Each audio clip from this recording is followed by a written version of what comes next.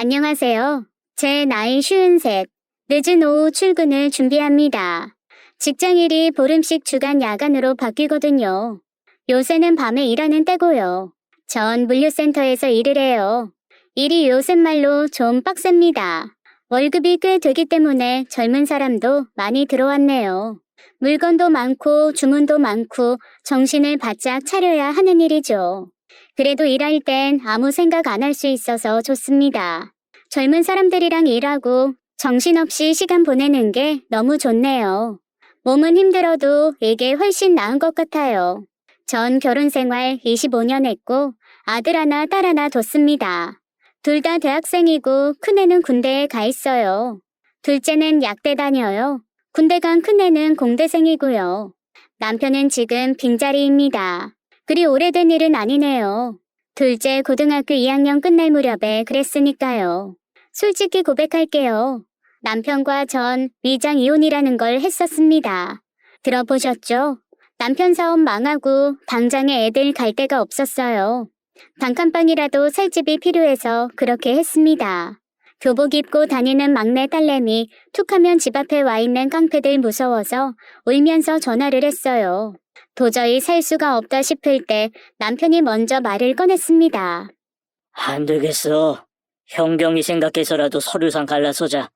서류 정리 끝나는 대로 당신은 애들이랑 이사해. 위장 이혼을 하자고? 정말 그 방법밖에 없는 거야? 그럼 어떡해. 어렵겠지만 내 말대로 해. 이 방법밖에 없다고. 그렇게 하고 당신은 애들이랑 살궁리 찾아. 빚은 내가 어떻게든 갚아볼게. 여기저기 빚잔치 해놓고 더는 돈 빌릴 데도 없었습니다. 그렇게 해서 저흰 갈라서게 됐어요. 애들도 다 알았습니다. 다 커서 18, 20. 우리 상황 얘기하고 아빠 엄마 어쩔 수 없이 갈라선다고 했어요. 아빠 사업 폭삭 망해 숟가락 하나 못 건지게 생겼다고 방 한 칸이라도 구해 살려면 이게 최후의 방법이다 그랬죠. 머리가 크니 자식도 이해를 하더라고요. 알았어. 엄마 아빠 이혼 어쩔 수 없다는 거잖아. 싫지만 어떡해.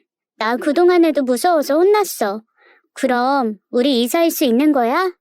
딸은 빚독촉하며 찾아오는 사람들 때문에 공포에 질려 있었고 저도 아들도 지쳐 있었어요. 아들이 묻더라고요. 근데 아버진 어떡하게요? 어디 계시게요? 남편은 미안하다면서 당분간 어디 숨어서 돈 좀 벌어야겠다고 했습니다.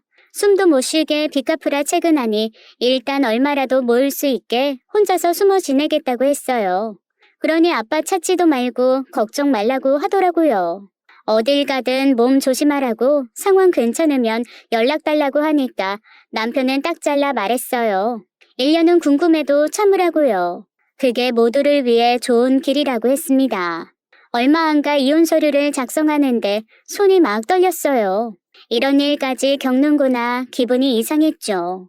근데 남편은 아주 확고했어요. 이래야 우리 가족 산다고요. 전 이혼 서류 작성해서 남편 주면서 그랬습니다. 기분이 이상하다. 진짜 꼴도 보기 싫어서 이혼하는 사람들은 기분이 어떨까? 우린 상황에 떠밀려서 억지로 하는 거지만. 알게 뭐야. 우리 코가 석자인데. 진짜 싫어서 이혼하는 것들은 각자 이혼 서류 작성해서 탁자 같은 데 던져놓겠지. 우리가 뭐 하고 싶어서 이혼하나? 그래도 마음 한구석이 휑했어요. 재산 잃고 남편까지 잃는구나 그런 생각도 들더라고요. 남편은 그럴 거 없다고 20년 넘게 산 역사가 있는데 이만한 일에 흔들릴 거 없다고 했어요.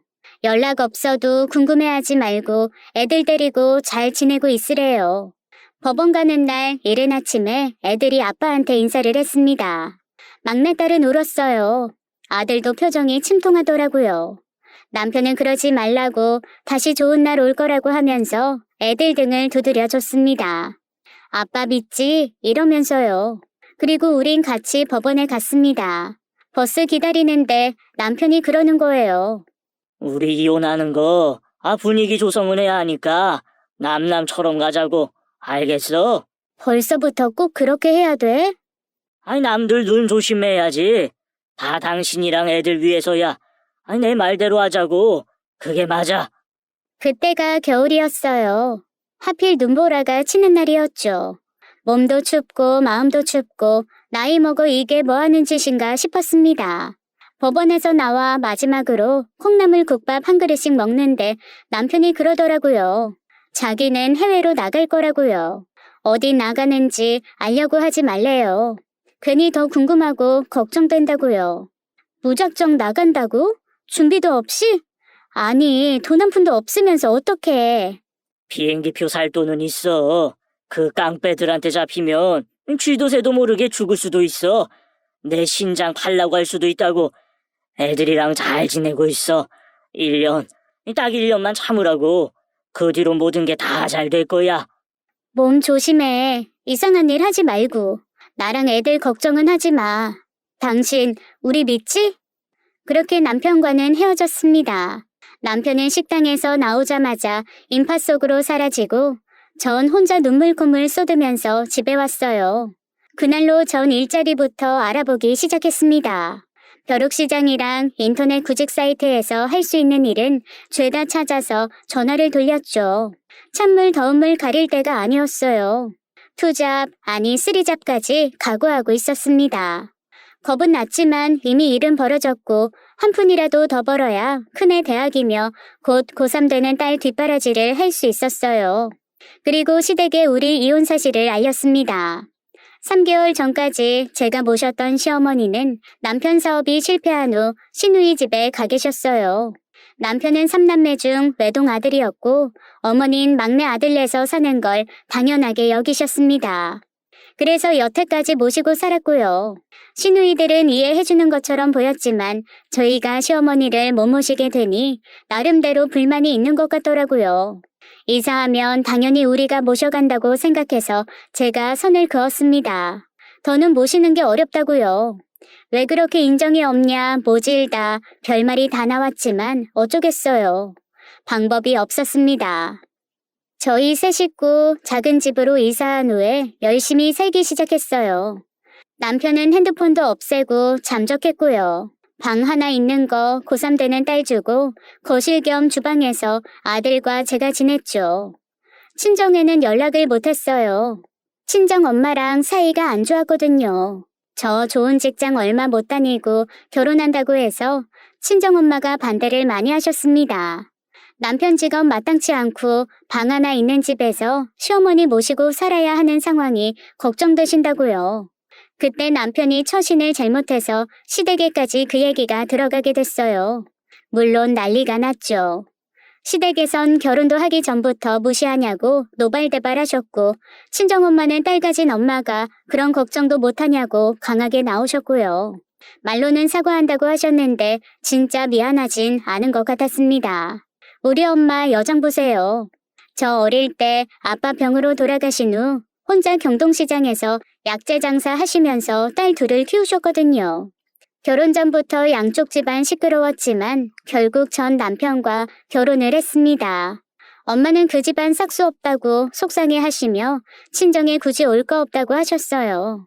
신혼 때는 저도 자존심 때문에 자주 안 갔고요. 애들 낳고서 다시 왕래하다가 점점 가는 게 뜸해졌어요. 남편이 처가 가면 사위대접 못 받는다고 싫어했거든요. 제 남편 중학교 때부터 운동하다가 잘 안 풀려서 대학도 안 나왔어요. 선배가 하는 스포츠 용품 가게를 돕다가 저와 결혼하고 나서야 자기 가게를 냈고요. 그것도 시어머니 시누이들 돈 잔뜩 빌려 차린 거였습니다. 오픈하고서는 다행히 장사가 잘 됐어요. 남편이 큰 소리를 치면서 그러더라고요. 장모님한테 서운한 거 나 무지 많아. 처갓집 안 가고 싶다고. 난 뭐 감정 없는 줄 알아? 내 가게 내고 멀쩡히 사업도 잘하는데 나 무시하셨지? 당신 나 좀 봐봐. 내가 그렇게 별 볼 일 없는 사람이야? 이렇게 잘났는데? 뭘 그래. 엄마도 이제 누그러지셨어. 애들 데리고 같이 가자. 옛날엔 엄마가 노파심에 그랬던 거지. 너 혼자 가. 당분간은 나 안 가고 싶다. 이 싸나이가 쫀심이 있지. 그렇게 남편이 발길을 안 하니 저도 엄마한테 면목이 없고 점점 더 친정에 안 가게 되더라고요. 그런 역사가 있는데 남편 사업 망한 데다 이혼까지 했으니 물론 서류상 이혼이긴 해도 친정 엄마한텐 말 꺼내기가 어려웠죠. 남편은 법원에서 나온 뒤에 사라져서는 정말 연락 한 통 없었습니다. 어디서 어떻게 살고 있는지 너무 걱정이 됐죠. 시어머니가 밤낮으로 전화하셔도 할 말이 없었어요. 애 같아도 별 도리가 없었습니다. 전 저대로 자식 건사하고 살림의 일에 정신이 없었죠. 남편은 큰돈은 못 벌어다 줘도 자상할 땐 자상한 사람이었습니다. 아프다 그러면 안마도 해주고 죽도 끓여주는 사람이에요.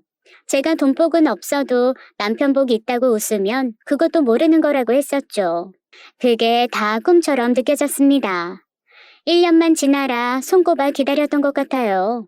그렇게 반년이란 시간이 지났고 우연히 동창을 만나게 됐어요. 낮에 일하던 국수집에서요. 근처에 회사가 많아 점심때 직장인들이 많았는데 어느 업체 대표랑 부하 직원들이 왔더라고요. 점심 먹으러 와서도 위계 질서를 얼마나 따지는지 음식이 나와도 사장부터 직급대로 놔달라고 하는데 처음엔 적응하기 힘들었습니다. 그러다 나중엔 제가 알아서 사장님 것부터 놔드리곤 했죠. 자, 여기 사장님 칼국수 다대기 없이요. 부장님은 만둣국 맞으시죠? 여긴 신입사원인가 봐요. 잔치국수 나왔습니다. 맛있게 드세요. 휘몰아치는 점심 장사 지나가고 퇴근 준비하는데 누가 쑥 들어와요. 보니까 사장님이었습니다. 전 무슨 일인가 싶어 인사부터 했죠. 그랬더니 대뜸 제 이름을 부르는 게 아니겠어요? 박경미, 호수고등학교 박경미 맞지? 제 이름을 어떻게 알아요? 눈이 땡그레져서 물으니까 자기도 같은 고등학교 나왔다면서 제 남편 이름까지 대는 거였어요. 전 너무 놀라서 누구냐고 미안하다고 이름도 기억 안 난다고 했습니다. 그랬더니 웃으면서 그럴 거래요. 대학 때 교통사고로 얼굴을 고쳤다고 하더라고요. 고등학교 땐 살도 무지 쪘었는데 그 살도 다 빠졌다고 하면서요. 전 그 사장님의 이름을 듣고 간신히 기억을 떠올렸죠. 네가 최준우? 그 햄버거 소시지 좋아하던 최준우? 언제 이렇게 사장님이 됐어? 그땐 분명 체격이 상당했는데 살도 이렇게나 빠졌어? 이러니 내가 당연히 몰라보지. 사장님 소리 듣고 너 성공했구나. 고등학교 졸업 후에 까맣게 잊고 있던 친구였어요. 저와 남편은 동창회에도 자주 나갔는데 그 친구는 나오지도 않았고요. 고등학교 다닐 때 준우와 남편은 같은 반이었어요. 전 준우와 같은 동네에 살았었고요. 오며 가며 독서실이나 식당에서 자주 마주쳤죠. 중소기업 사장님이 된 준우는 절 처음부터 알아봤대요. 언젠간 알아보겠지 싶어 기다렸는데 끝까지 모르는 것 같아서 오늘은 일찍 퇴근하는 길에 들렸다고 하더라고요. 퇴근하면 같이 나가자고 해서 전 앞치마를 벗고 같이 나섰습니다. 이상하게 반갑더라고요. 준우는 먹는 거 좋아하고 마음이 넉넉하던 친구였거든요. 얘기 나눌 때가 마땅치 않아서 그 친구 회사로 갔습니다. 회사가 크진 않아도 실속 있어 보이더라고요. 사장실에 앉아 비서가 타주는 커피 마시면서 얘기 나누게 됐어요. 알고 보니 아버지 회사 물려받았더라고요. 놀랍게도 여전히 혼자 산대요. 길게 한 연애, 결혼 앞두고 깨진 이후로 연애는 담 쌓았고요. 대신 일을 열심히 했다나요? 해외로 무슨 부품을 수출하는 기업이라고 하는데 부러웠어요. 자연스럽게 제 남편 얘기가 나왔습니다. 잘 지내냐고 언제 남편도 봤으면 좋겠다고 하는데 할 말이 없더라고요. 그래서 외국에 나가 있다고 했어요. 하던 일이 잘 안 돼서 외국에 돈 벌러 나갔다고 했죠. 거짓말이 그냥 술술 나오더라고요. 사업 실패, 서류상 이혼 얘기, 오랜만에 만난 동창한테 할 수는 없잖아요. 최대한 그늘 안 보이게 잘 둘러댔습니다. 아들, 딸 많이 컸고 남편 돌아오면 새 집으로 이사 갈 거라고도 했어요. 국수집은 그냥 아르바이트식으로 한다고 집에서 놀면 뭐하냐고 하면서요. 우리 직원들 그 국수집 정말 좋아해.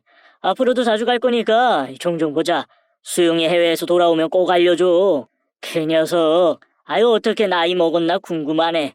뭐가 궁금해. 다 똑같지. 커피 잘 마셨어. 간다? 아니다. 직원들 들으니까 사장님이라고 해야 하나? 그런 게 어딨어. 집이 어디야? 가는 길이면 내려줄게. 아니야, 됐습니다. 됐어요, 사장님. 회사를 나오자마자 부랴부랴 버스 타고 정신없이 물류센터로 갔어요. 하마터면 늦을 뻔했습니다. 버스 안에서 기분이 묘하더라고요. 어엿한 사장님으로 잘 사는 동창을 보니 남편이 더 가엾게 느껴졌습니다. 어디서 무슨 고생을 하고 있는지 연락도 안 되고 속상했어요. 그날따라 실수도 많이 하고 터덜터덜 집에 오는데 늦게까지 공부하던 딸이 절 반겨주더라고요. 몰랐는데 그날이 남편과 제 결혼기념일이었습니다. 밥 공기만한 케이크 사놓고 촛불 켜주더라고요. 주책 맞게 닭똥 같은 눈물이 흘렀네요. 너희한테도 연락 없냐고 아빠 걱정된다고 하니까 애들도 말이 없어요. 그렇게 기운 빠진 결혼기념일이 지나가고 며칠 후에 친정엄마가 모든 걸 알게 됐습니다. 우리 막내한테 전화를 하셨나 보더라고요. 딸은 또 저 일하는 국수집을 알려주고요. 점심 장사 마치고 한숨 돌리고 있는데 친정엄마가 쑥 들어왔어요. 저 보시고도 아는 척 안 하시더니 칼국수 한 그릇을 주문하시대요. 전 주방에 숨어서 음식 못 내간다고 버텼어요. 그러다 주방에서 쫓겨났고 친정엄마한테 칼국수를 내드리게 됐습니다. 엄마는 아무 말 없이 국수를 드시곤 일어나셨어요. 그리고 쭈뼛거리는 저한테 밖으로 따라 나오라고 하셨죠. 이번 주말에 쉬냐고 쉬는 날 집에 오라고 하셨어요. 제가 아무 말 없이 가만히 있으니까 엄마가 버럭 화를 내셨습니다. 그런 일 있었으면 연락을 해야지 빙충이같이 가만히 앉아서 일을 당하고만 있냐고요. 내가 무슨 일을 당했냐고 아무 일도 없었다고 하니까 꿀밤을 꽁 쥐어 박으셨죠. 나이 50 먹고 꿀밤 맞으려니 기가 막히고 창피해서 어디 쥐구멍 있으면 들어가고 싶었어요. 빙충이, 그게 이혼 당한 거지 뭐야. 위장 이혼? 서류상 이혼이라고? 이혼이 이혼이지 뭐가 달러? 둘 사이는 아무 일 없다는 게 말이 되는 얘기야? 6개월 동안 연락 한 번 없다며. 내가 그 화상 애초에 알아봤다. 사업 망해먹고 해외로 날랐다며. 어떻게 살 거야, 앞으로. 암튼 간에 주말에 집으로 와. 우리 엄마 나이만 드셨지 여장부 같은 성격 여전하셨습니다. 전 누가 봤을까 싶어 얼른 식당으로 들어갔어요. 괜히 식당 주인 내외 눈치도 보이고 좀 그렇더라고요. 그랬는데 최준우, 그 동창이 나중에 아는 체를 하는 게 아니겠어요? 제 남편 진짜 사업망에 도망간 거냐고 진지하게 묻더라고요. 전 아니라고 발뺌했지만 이미 소용이 없었습니다. 그날 친정엄마가 오셨을 때 봤다고 했어요. 차에 타고 있었는데 신호에 걸려서 대기 중이었고 창문 열고 인사하려다가 다 들었대요. 팔다리에 힘이 쭉 풀려서 거짓말할 힘도 없었습니다. 맞다고 남편 해외로 도피 중이고 나 혼자 애들 건사하며 살고 있다고 했어요. 서류상으로만 이혼했을 뿐이지 우리 부부 서로 걱정하고 있고 1년 뒤에 돌아오면 다시 혼인신고하고 살 거라고 굳이 안 해도 될 말까지 하게 됐네요. 다 알량한 자존심 때문이었어요. 국수집 알바 말고도 물류센터에서도 일하고 있다. 살려고 아둥바둥 하는 중이라고 얘기하면서 한마디 더 했습니다. 높으신 사장님이랑 한가하게 노닥거릴 시간 없다고요. 그냥 손님으로 와서 전처럼 국수만 먹고 가라고 더 아는 체 하면 나 국수집에서 알바하기 힘들다고 했습니다. 그랬더니 그 동창 녀석 무슨 말을 하려다 말더라고요. 전 속상해서 그냥 식당으로 들어와 버렸어요. 그때쯤 국수집 관두고 싶은 마음 컸습니다. 여자 사장님이 너무 막말을 하셨거든요. 부부싸움하면 나한테 화풀이하고 바쁠 때는 더 말투 험악해지고 참다 못 참겠어서 낮 시간에 할 만한 다른 일 알아보는 중이었습니다. 그런데 그날 아주 대놓고 절 구박하는 거였어요. 아니 아줌마, 소쿠리를 여기다 놓으면 어떡해. 왔다 갔다 하는 길목에. 내가 여기다 두지 말랬잖아. 어젠 또 여기다 꼭 두라면서요. 왜 말이 달라져요 매일? 내가 동네 북이에요? 내가 뭘 했다고 그래? 바쁜 시간에 걸리적거리니까 그렇지. 절대 여기 두지 마. 알았어? 왜 그렇게 일머리가 없어? 아우 진짜 그 변동 누가 맞춰요? 다른 사람 구해보세요. 전 오늘까지 일하고 그만둘랍니다. 뒤통수에 욕이 날아와 꽂혔죠. 서럽고 분해서 눈물이 줄줄 흐르더라고요. 그렇게 전 국수집을 관뒀고 낮에는 쉬면서 밤에만 물류센터에 나갔어요. 친한 친구는 절 위로하면서 그러더라고요. 이것도 다 지나간다고요.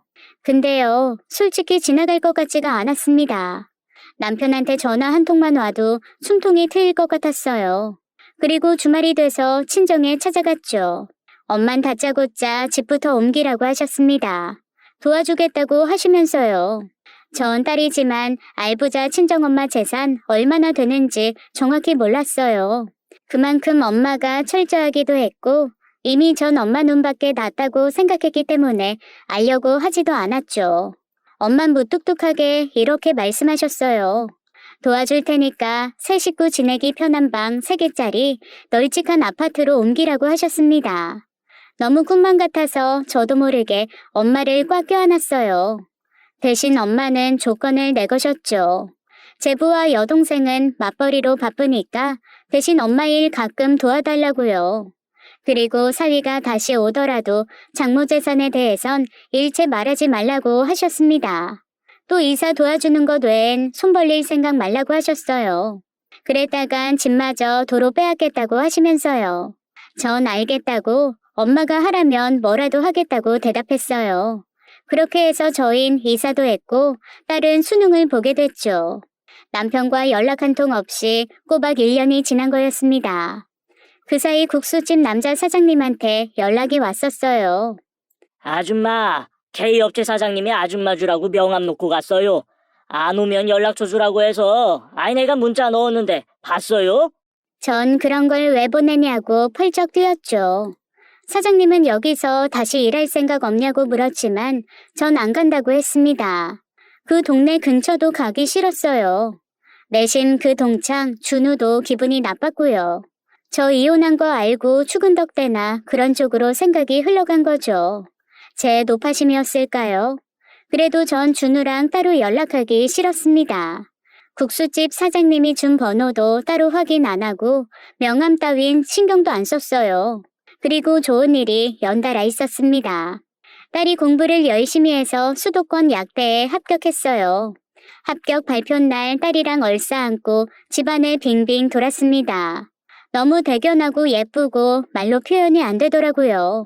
묵은 피로가 한 번에 씻겨 내려가는 것 같았습니다. 하지만 당장의 둘째 대학 등록금이 문제였어요. 큰애는 아르바이트해서 등록금 얼추 해결하고 있었고 곧 군대를 간다고 해서 그나마 나았죠. 남편과는 여전히 연락이 안 되고 있었습니다. 전 둘째 대학 입학 소식도 알리고 등록금 문제도 같이 의논하고 싶었죠. 이메일도 써보고 했지만 남편과는 아예 연락이 안 됐어요. 애들은 아빠한테 연락 기다리며 핸드폰 번호도 그대로였지만 허사였습니다. 너희한테도 연락 온 거 없어? 외국에서 온 번호라도 말이야. 없어. 아빠 우리 전화번호 까먹은 거 아니겠지? 이메일도 썼는데 읽지도 않아. 통신이 안 되는 오지마을에 있는 거 아니야? 우리 궁금하지도 않나? 걱정되다가 화났다가 미치겠어. 아들도 같은 말을 하더라고요. 아빠 연락 너무 없어서 걱정된다고요. 결국 등록금 마감 기한까지 여기저기 사정해서 돈을 조금씩 빌렸습니다. 친정 엄마한텐 또 손 벌릴 순 없었어요. 집도 구해줬는데 또 도와달라고 했다간 엄마 화만 키울게 뻔했죠. 정말 아슬아슬하게 대학 등록을 마칠 수 있었습니다. 한숨 돌렸지만 남편이 걱정되기도 하고 화가 났어요. 빤히 둘째 대입 치른 거 알 텐데 어쩌면 이렇게 모른 척 할 수 있나 그랬죠. 그리고 전 물류회사에 정직원으로 취직을 하게 됐습니다. 손이 빠르고 성실하다면서 절 눈여겨본 책임자가 정규직 제의를 한 거였어요. 눈물이 다 났습니다. 저 개인적으로 보면 진짜 인생 역전한 거나 다름없었어요. 남편 벌이 시원찮아서 학습지 교사를 도전했던 적이 있었어요. 어쩌면 그렇게 겁이 나던지요. 공부 가르치러 가서 학생 앞에서 벌벌 떨었거든요. 근데 세월이 상황이 절 억척으로 만든 것 같았죠. 아니 똑순이로 만든 것 같았습니다. 딸 대입도 성공하고 저도 정규직으로 취직하고 너무 좋은데 이제 사람 사는 것 같은데 옆자리가 너무 허전했어요. 더욱더 남편 생각이 나고 걱정이 됐습니다. 제 일은 2주는 주간, 2주는 야간 이렇게 돌아갔어요. 밤에 잠 못 자는 거 체력을 많이 빼앗더라고요. 건강이 삐걱대기 시작했지만 악착같이 버티자 생각해서 운동도 시작하고 컴퓨터도 잘 다루고 싶어 학원도 다니기 시작했습니다. 애들도 학업에 아르바이트에 정신이 없었어요. 남편 사업 망해서 잠적하고 우리 셋이 마이너스 생활에서 플러스 생활로 가기 위해 악착같이 살기 바빴습니다. 둘째는 대학 새내기 생활 즐길 새도 없이 번화가에서 알바를 구해 열심히 일하더라고요. 정말 기특하고 고마웠어요. 큰아들은 가끔 쿠피까지 쏟았습니다. 20대 초반 젊은 체격 믿고 야간 알바하다가 그렇게 된 거였어요. 저한테 그러더라고요. 엄마, 밤일은 나도 힘든데 엄만 보름 동안 새벽 2시에 끝나잖아. 버틸 수 있겠어요? 진짜 걱정이야. 왜? 엄마 운동도 하고 밥도 잘 챙겨 먹잖아. 넌 커피 쏟아도 엄만 그런 적 없는데? 걱정하지 마. 그나저나 아빠랑 연락만 되면 참 좋을 텐데. 어디서 뭐라고 있는지. 아빠한테 연락 오면 엄마한테 바로 전화해. 알았지? 밤낮 없이 공부하고 일하는 상황 때문에 우리 집은 새벽까지 불이 꺼질 줄을 몰랐습니다. 전 가끔 새벽에 빨래를 널다가 달을 보며 빌었어요. 우리 남편 어디에 있든 건강만 하라고 세 식구 씩씩하게 잘 지내고 있으니까 무사히 돌아와만 달라고요. 1년이 넘었는데 아무 소식 없는 남편, 살아는 있는 걸까? 때론 불길한 생각도 들었습니다. 물론 원망할 때도 있었어요. 도무지 빚이 줄지를 않았으니까요. 사실 시어머니 시누이한테 진 빚은 제가 갚고 있었습니다. 남편이 언제 나타날지 모르는 상황에서 시누이가 저한테 말을 꺼내더라고요. 얼마씩이라도 달마다 갚을 수 있겠냐고요. 마냥 기다릴 순 없다면서요. 그래서 제가 그 돈 갚고 나가고 있었습니다. 남편을 기다린 지 꼬박 1년 3개월이라는 시간이 지났어요. 쉬는 토요일 오후에 낮잠을 자다 전화 한 통을 받았습니다. 익숙한 목소리인데 누군지 생각이 안 났어요. 누구요? 누구라고요? 나야, 최준우. 고등학교 동창. 국수집에서 만난. 기억 안 나? 잠결에 그 동창 전화를 받았더라고요. 전 왜 전화했냐고 퉁명스럽게 받았는데 목소리가 심상치 않았습니다. 저한테 꼭 만나야 할 일이 있다고 그러는 거였어요. 전 그랬습니다. 내가 남편이랑 이혼했다니 추근덕거리는 거냐고. 솔직히 기분 나빠서 국수집 사장이 전화해도 연락 무시한 거라고 이만 전화 끊겠다고 했는데 준우의 말에 잠이 확 깨더라고요. 잠깐만. 전화 끊지 마. 나 네 남편 봤어. 네 남편 봤다고. 전 벌떡 일어나 다시 물었어요. 누굴 봤다는 거냐고. 괜한 거짓말하면 가만 안 둔다고 막 화를 내면서요. 그러니까 한번 보자고. 이상한 생각은 초도 없어. 괜한 오해 말고 나와. 우리 회사로 나와도 좋고. 너 집이 어디야? 거기까지 가려면 시간 걸리니까 중간에서 만나. 진짜 우리 남편 봤다는 거 사실이지? 어디야? 어디서 뭐하고 있어? 그 사람. 만나서 얘기해. 보통 일 아니야. 전 눈썹을 휘날리며 약속 장소로 나갔습니다. 준우는 심각한 표정으로 절 맞이했어요. 그리고 저한테 흰 봉투 하나를 내밀었습니다. 전 이게 뭐냐고 돈이냐고 물었는데 아니래요. 일단 볼에서 봤습니다. 청첩장이었어요. 제가 알지 못하는 커플 이름이 적혀 있었고요. 왜 이걸 날 주냐고 네 아들 결혼하는 거냐고 물었지만 돌아온 대답은 기절초풍할 얘기였습니다. 네 남편 백수용 결혼한단다. 자다가 봉창도 들여? 무슨 결혼? 그 사람이 결혼을 왜 해? 너 이 사람 봤다는 거 사실이야? 거짓말이지? 못 알아듣겠어. 네 남편 새 장가 든다고. 백수용. 자기 이혼했다고 마음 놓고 결혼한다는 거야, 글쎄. 이름도 개명했어. 박성준. 그 이름이 그 인간이야. 말도 안 돼. 너 만약 이거 거짓이면 너 책임져야 돼. 아니면 내가 너 고소할 거야. 그래. 나도 거짓말이었으면 좋겠다. 이 나쁜 자식을 어떻게 하면 좋냐. 아유. 믿을 수 없는 얘기에 제 입에선 막말이 튀어나왔고 준우는 저한테 핸드폰을 열어 보여줬어요. 말끔하게 머리하고 예복 입고 모르는 여자랑 웨딩사진 찍은 남편의 얼굴이 대문짝만하게 화면에 떴습니다. 전 기절할 것만 같았어요. 숨을 쉬긴 쉬는데 당장이라도 숨이 막힐 것 같고 온몸에 식은땀이 흘렀죠. 전 준우를 붙잡고 물었습니다. 어떻게 알게 된 거냐고요. 그 청첩장 부하 직원이 받은 거고 얘기 나누다 우연히 알게 됐대요. 사촌 누나가 골드미스인데 여행 갔다가 좋은 사람 만나 늦게 결혼한다면서 사진을 보여주더래요. 언뜻 보고 지나치려 했는데 남자 얼굴이 익숙해서 자세히 봤고 제 남편 백수용이더란 얘기였습니다. 준우는 괜한 오해하고 싶지 않아 몇 가지를 더 물어봤대요. 결혼정보 회사에서 만났느냐, 어떻게 연이 닿았는지 궁금하다고요. 그랬더니 필리핀에서 둘이 우연히 만났고 사촌 누나한테 반한 남자가 한국에 따라 들어왔다는 얘기였어요.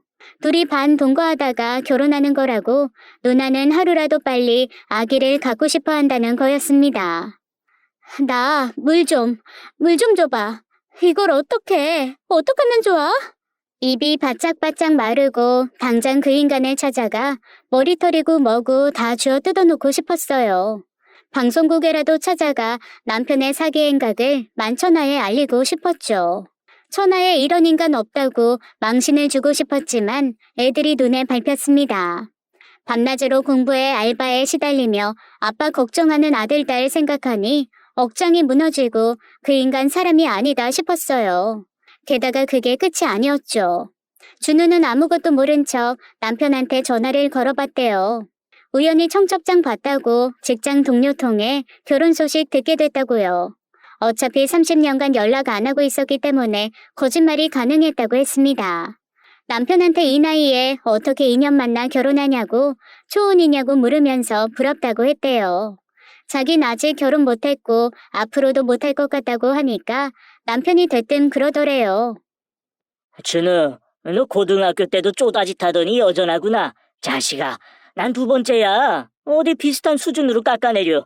난 장성한 자식들도 있다 이거야. 너 그래도 되는 거냐? 아, 그럼 재혼을 초혼이라고 속인 거야? 속이긴 뭘 속이냐? 이혼했는데. 아, 넌 모르면 빠져. 너 그 회사에서 뭐하냐? 변변한 일 하겠냐? 아유, 네 신세도 짠하다. 여태 장가도 못 가, 돈도 못 벌어. 아니, 내가 부러워서 전화했냐? 넌 어떻게 30년이 넘도록 사는 게 그 모양이냐? 너 직장 동료인지 누구인지한테 입만 뻥끗해봐. 내가 가만 안 둬. 알았어? 옛날 일 잊지 않았지? 한 번 부하는 영원한 부하인 거 잊지 마라. 준우는 기가 막혀 전화를 끊었다고 했습니다. 30년 세월 무색하게 남편 하는 짓 고등학교 때랑 똑같았대요. 사람 무시하고 하대하는 말투에 다짜고짜 찍어 누르는 인성하며 전 물었죠. 왜 굳이 나한테 이 사실을 알려주는지 궁금하다고요.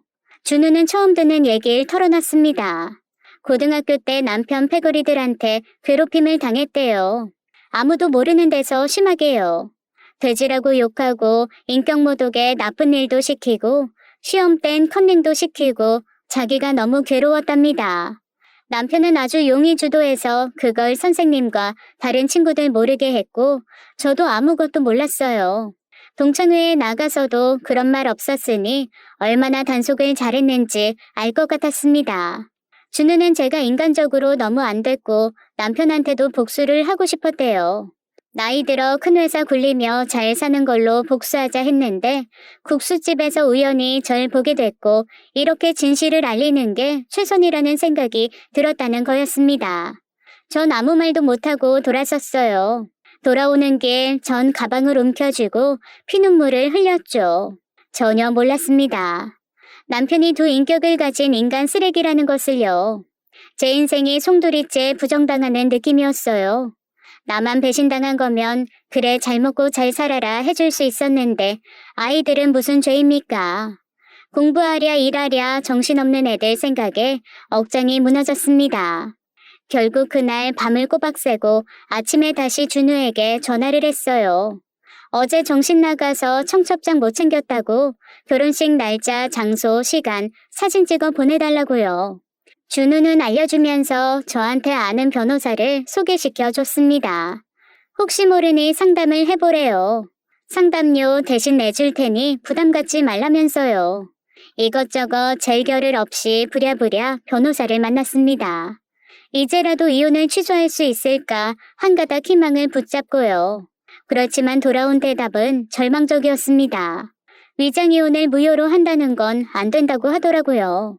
다른 이유가 있었다고 하더라도 부부가 합의로 이혼한 건 맞으니 법적으로 이혼이 유효하다는 거였죠. 1년만 서로 고생하기로 하고 진행했던 서류상의 이혼인데 이렇게 뒤통수 맞을 줄 누가 알았을까요? 이혼 불문하고 이혼 당시 서로의 의사가 분명하다고 보기 때문에 쉽게 무효로 돌릴 수 없다는 거였습니다. 억울하고 분해 눈물이 멈추지 않았어요. 가만히 있어도 속이 활활 타는 것 같았습니다.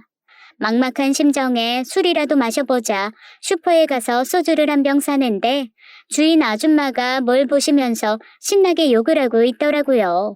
제가 물었죠. 왜 그렇게 욕을 하냐고요. 그랬더니 긴 말 필요 없고 영상 같이 보자면서 저한테 뭔가를 보여주더라고요. 왜 이렇게 인간들이 뻔뻔해? 진짜 잘못한 줄 몰라서 이러나? 이렇게 제대로 망신을 당해봐야 아는 거야. 그때 힌트를 얻었습니다. 전 정신 바짝 차리고 친정 엄마한테 전화를 걸었어요. 모임 나가는데 모처럼 멋 좀 부려보고 싶다고 옷 사게 돈 달라고 했죠. 그런 부탁 결혼하고 처음이었던 것 같아요. 전 엄마한테 혼날 줄 알았는데 의외로 흔쾌히 엄마는 알겠다고 하셨습니다. 그 길로 백화점에 가서 옷을 빼입었어요. 구두도 핸드백도 좋은 걸로 샀죠. 그리고 그날만을 기다렸습니다. 이를 득득 깔면서 매일 밤 악몽을 꿔도 쫄지 않았어요. 시간이 지날수록 독이 차올랐죠. 백수영, 가만 안 둬? 새 장가를 들어? 나랑 고생하는 애들을 속이고? 네가 그러고도 잘 살 줄 알았냐? 너 딱 기다려. 남편의 결혼식 날 전 이른 새벽에 집을 나섰습니다.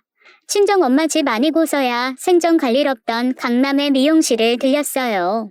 거기서 메이크업도 받고 헤어도 하고 새로 산 옷 쫙 빼입고 택시를 탔습니다. 조금도 실수하고 싶지 않았어요. 버스나 지하철 잘못 타서 결혼식에 늦고 싶지도 않았고요.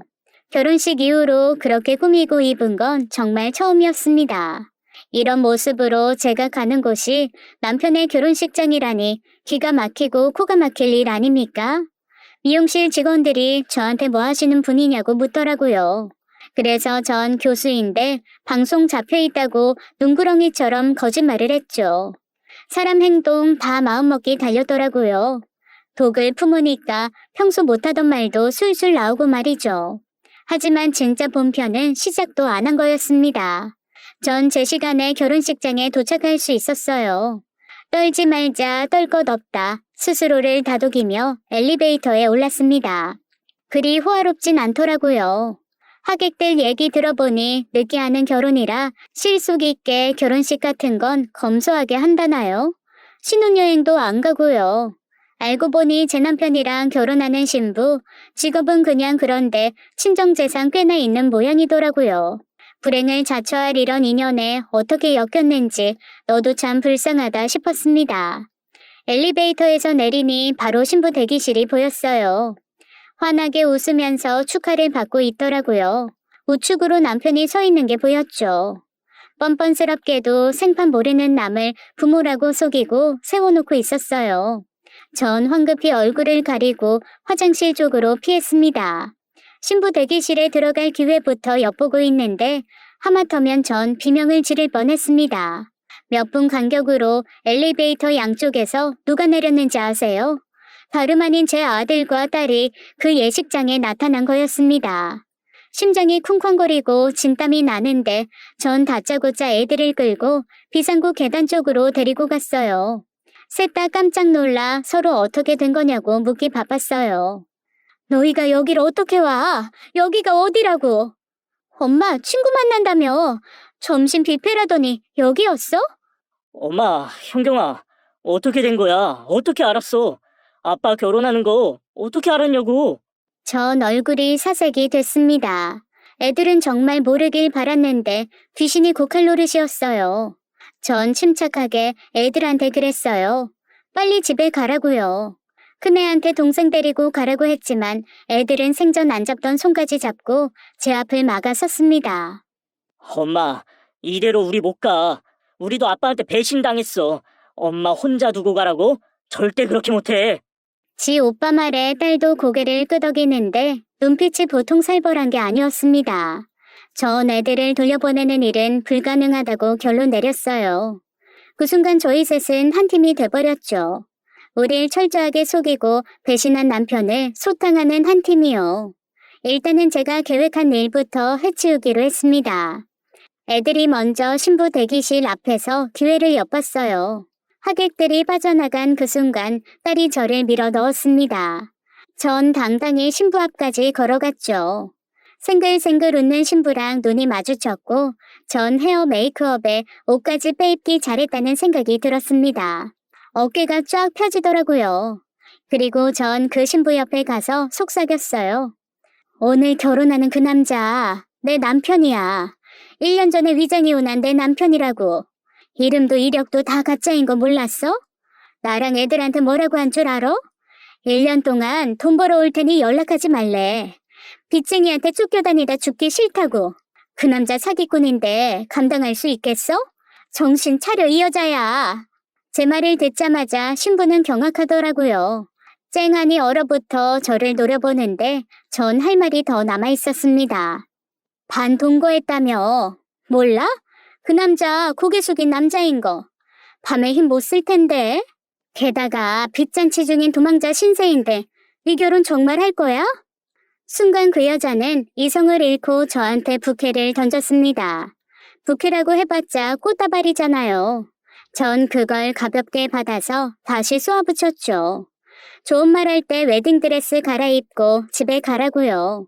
하늘이 준 기회니 나한테 고맙게 생각하라면서요. 하지만 그 여잔 제 말을 믿지 않았습니다. 자기 친구 이름을 막 부르면서 여기 미친 여자 있다고 당장 직원들을 부르라는 거였어요. 그때 아들과 딸이 대기실 문을 닫고 들어왔습니다. 절대 개입하지 말라고 했는데 애들도 못 참겠던지 쳐들어오더라고요. 아줌마, 우리 아빠 가발이에요. 대머리인 거 몰랐죠? 워낙 그쪽으로 치밀해서 몰랐을 거야. 진짜 사진 보여줘요? 딸은 핸드폰을 열어 남편이 가발 벗고 대머리에 메리아스 바람으로 입 벌리고 낮잠 자는 모습을 보여줬습니다. 신부는 경악하며 소리를 지르더라고요. 당신들 누구냐고, 당장 경찰 부르라면서 단체로 미친 거냐고, 왜 남의 결혼식장에 와서 깽판 치냐고 화를 냈어요. 그러면서 남편 이름을 부르는 것 같았습니다. 물론 개명한 이름으로요. 성준 씨, 나 좀 구해줘. 이상한 사람들이 대기실에 들어왔어. 성준 씨! 그때였어요. 무려 1년 3개월 동안 가족과 연락을 일체 끊고 도망자 신세인 척했던 그 사람이 모습을 드러냈어요. 아주 멀쑥하더라고요. 가발에 예복에 메이크업까지 하고 진짜 새신랑처럼 하고 나타났는데 입이 떡 벌어졌습니다. 저도 충격을 받았지만 딸이 손가락질을 하면서 몸을 바들바들 떨었어요. 막상 눈으로 보니 믿기지가 않았던 거겠죠. 어떻게 아빠를 이럴 수 있냐고 애가 막 소리를 질렀습니다. 남편은 밖에서 들어오려는 사람들을 몸으로 필사적으로 막더라고요. 자기 얘기를 좀 들어보라고 다 오해라고요. 정말 이런 코미디가 없었습니다. 새 신부는 연신 성준 씨 이러면서 어떻게 해보라고 난리고 우리 딸은 막 울부짖고 전 저대로 멱살 잡고 죽이네 살리네 하고 있었습니다. 오해? 무슨 얘기를 들어보래? 현장을 잡았는데 이래도 할 말 있어? 애들 앞에서 꼴 좋다. 우리가 평생 모를 줄 알았니? 이 덜 떨어진 인간아. 그때였어요. 밖에서 경찰이라는 소리가 들렸습니다. 남편 눈빛이 마구 흔들렸고 절 뿌리치고 나갈 곳을 찾는 것 같았어요. 신부 대기실에 커다란 창이 있었는데 열리지 않는 창문이었거든요. 소화기를 들더니 그걸 깨려고 하더라고요. 식장이 4층이니 뛰어내릴 생각이었나 봅니다. 그때 아들이 남편 허리를 잡고 늘어졌어요. 늦었어요. 다 끝났다고요. 내가 신고했어. 아빠, 이제 그만해. 전 아들 말에 정신이 번쩍 들었습니다. 신고라니, 다 끝났다니, 내가 모르는 게 또 있었나? 그때였어요. 문이 부서질 듯 열리면서 경찰이 진입을 했고 남편은 미꾸라지처럼 예식홀로 통하는 문을 찾더니 거기로 내빼기 시작했어요. 순식간에 예식장은 난장판이 됐죠. 도망가는 남편, 쫓아가는 경찰, 그들을 길을 쓰고 따라가는 저희 세 식구, 웨딩드레스 입은 신부까지 영화가 따로 없었습니다. 결국 예식장 한복판에서 남편은 경찰에게 제압당했어요. 쓰러지면서 가발도 휙 날아갔고요. 남편은 일부러 바닥에 고개를 처박더라고요. 수갑차는 그 와중에도 이미지 관리를 하고 싶은 건지 황당했죠. 웨딩드레스 입은 신부, 더는 감당 못하고 나가 자빠졌네요. 여전히 오빠 오빠 이러면서요. 경찰들은 미란다 원칙을 말하면서 남편이 사기 살인 용의자라는 걸 밝혔습니다. 전 기절할 뻔했네요. 이혼남인 걸 속이고 세장가 드는 줄만 알았더니 그 전에 이미 씻을 수 없는 범죄를 저지른 거였습니다. 게다가 아들은 그 사실을 알고 있었고요. 남편이 경찰에 연행되고 절 양쪽에서 애들이 붙잡았어요. 얼굴이 너무 창백하다고 금방이라도 쓰러질 것 같다고 하더라고요. 엉망이 된 신부 대기실에선 신부가 주저앉아 울고 있었고 바닥엔 남편의 벗겨진 가발이 나뒹굴었죠. 더는 그곳에 있을 수가 없어 애들이랑 저는 밖으로 나왔어요. 전 그대로 길가에 주저앉았네요. 다리에 힘이 풀려 서 있을 수가 없었어요. 그때 익숙한 목소리가 들렸습니다. 이 모든 사실을 알려준 동창 준우였어요. 차를 끌고 왔다면서 타라고 하더라고요. 경찰서까지 함께 가주겠다고 하면서요. 애들이 누구냐고 묻기에 이분 통해 아빠 결혼하는 거 알게 됐다고 고등학교 동창이라고 얘기를 했죠. 우린 곧 남편이 연행된 경찰서에 도착했고 저만 서 안으로 들어갔습니다. 아들이 따라간다는 걸 제가 말렸어요. 사건의 전말은 이랬습니다. 남편이 필리핀에 간 건 확실했어요. 거기서 한두 달 지내다가 혼자 여행 온 새 신부와 만나게 된 거였죠. 그 사이에 남편은 돈이 없어 거기서 사기를 치고 빚독촉을 하는 누군가를 차로 치웠대요. 한 사람의 생명을 뺑소니로 잃게 만들었던 거였죠.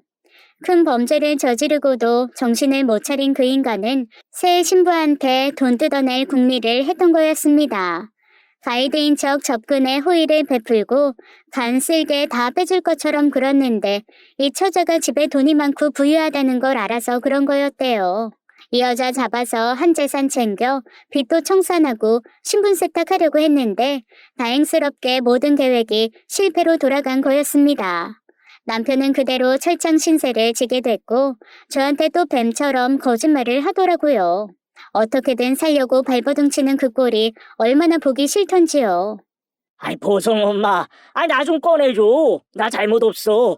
다 우리 가족을 위한 거였어. 아이, 내가 왜 그랬겠어. 보성 엄마, 애들 어딨어? 아, 애들 좀 데려와줘. 아빠 좀 살려달라고 그래요. 꿈 깨셔. 다시는 우리한테 접근할 생각하지 말고. 우리가 그동안 얼마나 노심초사하면서 기다렸는지 알아? 애들이 얼마나 고생하고 노력했는지 아냐고. 그런 우릴 배신해. 이렇게 치가 떨리게 상처를 줘? 콩밥 먹으면서 남은 인생 반성하면서 살아. 당신 반성이 뭔지는 알아? 다시는 내 이름, 애들 이름 부르지도 마. 전 그대로 경찰서를 빠져나왔어요. 이제와 애들 찾고 저 찾고 염치가 없어도 너무 없었습니다. 1년 3개월 전엔 서류상의 이혼이었고 인정할 수 없었지만 지금 남편은 제 인생 바깥으로, 아니 우주 밖으로 뻥 차버린 거나 마찬가지였습니다. 그날 새 신부는 크게 놀라 병원에 입원했대요. 그 여자 부모님도 지병이 있으신데 몸져 누우셨고요. 생각할수록 전 남편이 벌인 짓 용서받을 수 없는 짓이었어요. 도대체 몇 사람의 인생을 망친 건지 셀 수도 없었네요. 딱 한 번 남편이랑 결혼할 뻔한 여자한테 전화가 왔더라고요. 울다가 웃다가 나한테 화를 내네요. 꼭 미친 여자 같았습니다. 남편을 어떻게 그렇게 방치할 수 있냐면서 저한테 항의를 하는 거였어요. 그래서 제가 그랬어요. 나도 피해자예요. 가장 큰 피해자. 솔직히 미안한 건 없죠. 나는 나대로 피똥 싸면서 1년 사이에 폭삭 늙었다고요. 당신은 다시 시작할 수 있지만 나는 뭔데요? 그리고 상황 똑바로 봐요. 내가 당신 진흙탕에 빠질 뻔한 거 구해준 거라고요. 고맙다고 절을 해도 모자랄 판에 이게 뭐 하는 짓입니까? 다신 전화하지 마세요. 어쩌겠어요. 인간 쓰레기를 믿은 죄라고 할 수밖에요. 전 아들이 이 사실을 어떻게 알게 됐는지 정말 궁금했어요. 알고 보니 남편은 자기가 저지른 죄를 이기지 못하고 결혼 일주일 전 아들한테 술 취해 전화를 했던 모양이에요. 1년 3개월 만에 통화한 아들한테 술주정을 한 셈이었죠. 큰 죄를 저질러 놓고 아들한테 그게 할 소린지 온 세상의 아버지는 한 사람인 아들한테 자신의 죄를 낱낱이 구해 바치다니 그것도 용서가 안 되네요. 아들은 그 충격 혼자 감당하느라 참 힘들었대요. 그래도 저랑 동생 생각해서 마음 굳게 먹었다고 하더라고요. 참 속상했습니다. 잘 버텨준 아들이 대견하고 고맙기도 했고요. 아들은 남편이 세장가 드는 결혼식 시간 장소를 경찰에 몰래 신고했대요. 그래서 경찰이 결혼식장에 출동한 거였고요. 딸은 제 핸드폰을 몰래 봤대요. 문자로 청첩장 사진 받고 제가 준우한테 몇 번이나 확인 문자를 보냈었거든요. 진짜 박성준이 내 남편이 맞냐고, 다시 확인 안 해봐도 되는 거냐고, 이혼 변호사 만났다, 결과가 어떻다, 절망적이다, 이렇게 의논하는 문자를 봤던 모양이에요. 충격받고 고민하던 딸은 혼자라도 아빠 결혼식에 찾아가 깽판을 놔야겠다 생각한 거였습니다. 전 남편 자식한테 참 못할 짓 하지 않았나요? 딸이 그래요. 예식장에서 아빠 새신랑으로 꾸민 거 보고 충격은 받았지만 마음 정리는 확실히 됐다고 하더라고요. 오히려 보란듯이 더 잘 살아야겠다는 생각을 했다나요? 저 안 됐다고 그렇게 잘하네요. 제 입장에선 우리 딸 안쓰러운데 씩씩하게 공부도 일도 놓치지 않고요. 동창인 준우는 남편이 재판받고 형 선고 받을 때까지 관심 있게 지켜보더라고요. 최후의 면회랄까요? 마지막으로 전 남편을 찾아갔을 때 제가 물었습니다. 고등학교 동창 최준우 기억하냐고요? 당신이 괴롭히던 그때 그 준우 아니라고 사람 잘못 봤다고 해줬죠. 어엿한 기업체 사장으로 지금 너무 잘 산다고, 당신 정체 그 친구 도움받아 알게 됐다고 하니 전 남편은 입에 짚어단 것처럼 아무 말도 못하네요. 결국 그 사람은 길고 긴 시간을 감옥에서 살며 죗값을 치르게 됐습니다.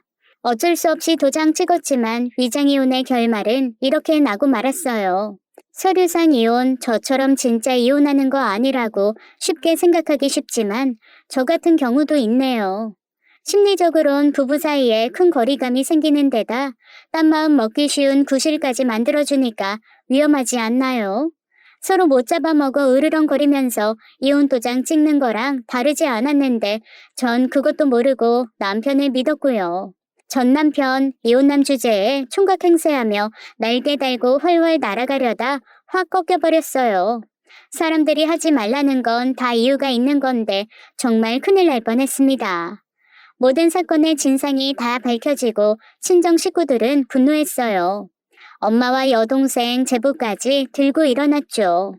친정엄마는 저한테 약한 마음 먹지 말고 1년 넘게 혼자 씩씩하게 살았던 것처럼 앞으로도 살면 된다고 용기를 주셨습니다.